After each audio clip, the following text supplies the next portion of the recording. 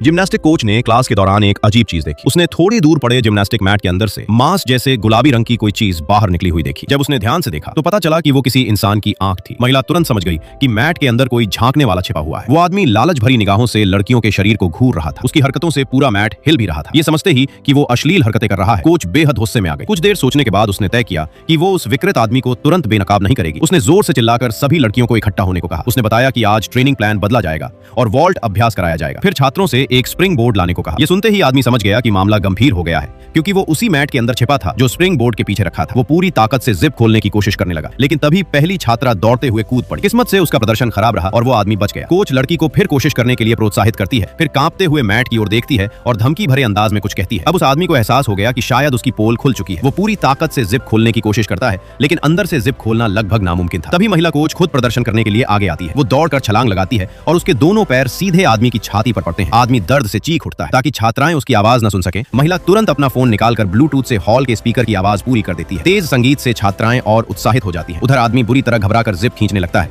लेकिन हाथ छिल जाने और खून निकल आने पर भी वो बाहर नहीं निकल पाता। फिर छात्राएं एक एक करके प्रदर्शन शुरू करती हैं। एक लड़की की छलांग सीधे उसकी घुटनों पर पड़ती है। इसके बाद बाकी लड़कियां भी लगातार अभ्यास करती रहती हैं। आदमी हाथों से बचाव करने की कोशिश करता है, लेकिन लगातार पड़ने वाले वारों के सामने वो बेबस था। कुछ ही देर में उसके मुंह से खून निकलने लगता है, लेकिन ये तो सिर्फ शुरुआत थी। असली अभ्यास अभी बाकी था। कोच के लगातार उकसाने पर लड़कियां और तेजी से दौड़ने लगती हैं और हर बार सटीक तरीके से लैंड करती हैं। आदमी चाहे जितना भी चीखता, बाहर किसी को उसकी आवाज सुनाई नहीं देती। लगातार भारी चोटों से उसका पूरा शरीर टूटने लगता है। कई घंटों की ट्रेनिंग के बाद आखिरकार अभ्यास खत्म होता है। कोच लड़कियों की तारीफ करती है और कहती है कि आज उन्हें सफाई करने की जरूरत नहीं है। सबके जाने के बाद वो मैट के पास आती है। मैट के अंदर से बहुत सारा खून रिस रहा था। जब उसने जिप खोली तो आदमी का शरीर बुरी तरह कुचल चुका था। हालांकि उसमें अभी भी थोड़ी सांस बाकी थी, लेकिन महिला उसे छोड़ने का इरादा नहीं रखती। वो एक सफाई करने वाला द्रव लाती है और पूरी बोतल उसके मुंह में उड़ेल देती है। आदमी की मौत होने के बाद वो उसे मैट समेत कूड़ेदान में फेंक देती है।